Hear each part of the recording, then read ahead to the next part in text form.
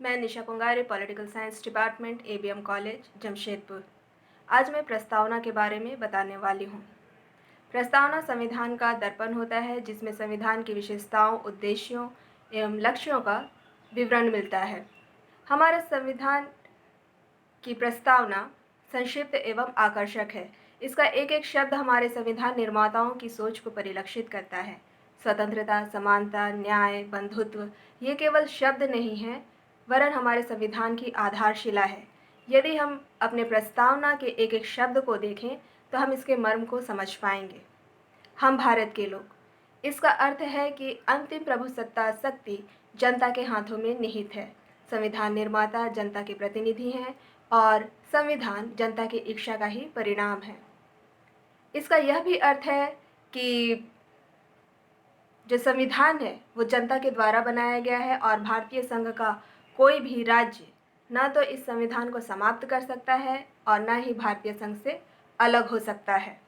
संपूर्ण प्रभुत्व संपन्न, इसका अर्थ यह है कि आंतरिक और बाहरी किसी भी दृष्टि से भारत किसी भी विदेशी सत्ता के अधीन नहीं है। अंतर्राष्ट्रीय जगत में यह अपनी इच्छानुसार आचरण कर सकता है और यह किसी भी अंतर्राष्ट्रीय संधि या समझौते को तब तक मानने के लिए बाध्य नहीं है जब तक कि वह उस पर साइन न कर दे।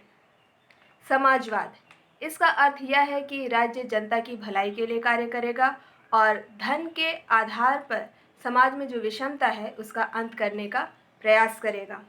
धर्मनिरपेक्ष, इसका अर्थ यह है कि भारत का अपना कोई विशेष राष्ट्रीय धर्म नहीं है और न ही यह किसी विशेष धर्म को संरक्षण प्रदान करता है। भारत में सभी व्यक्तियों को अपना अपना धर्म मनाने की छूट दी गई है।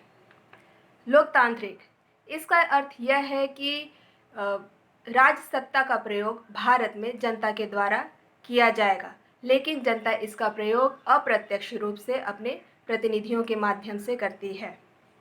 गणराज्य, इसका अर्थ यह है कि भारत का सर्वोच्च व्यक्ति यानी राष्ट्रपति एक निर्वाचित व्यक्ति होता है, न कि वंशानुगत।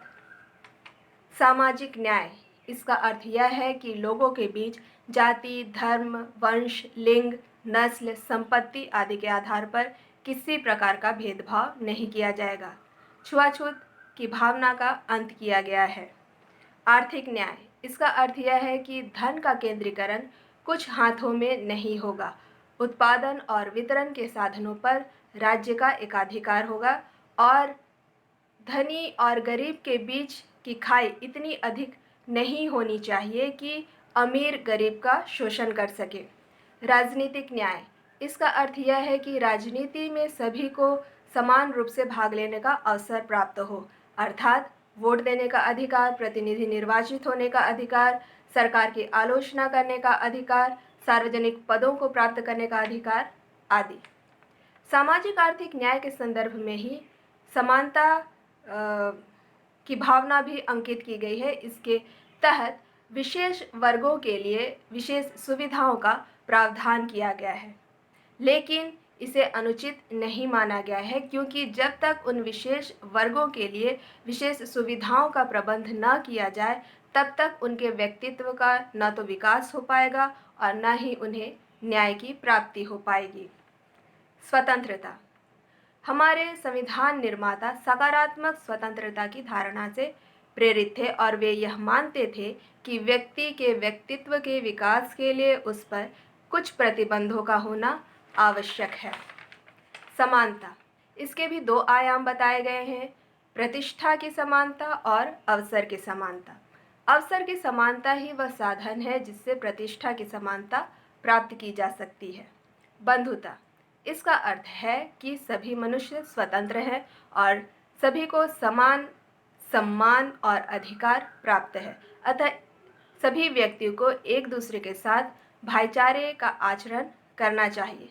बंधुता के आदर्श के भी दो आधार बताए गए हैं, व्यक्ति की गरिमा और राष्ट्र की एकता, और इसीलिए हमारे संविधान में संघात्मकता को अपनाते हुए भी एकल नागरिकता को अपनाया गया है। अतः स्पष्ट है कि भारतीय संविधान की प्रस्तावना आज तक अंकित सभी प्रलेखों में सर्वश्रेष्ठ है। यह संविधान की कुंजी है और संविधान का सबसे श्रेष्ठ अंग है। धन्यवाद।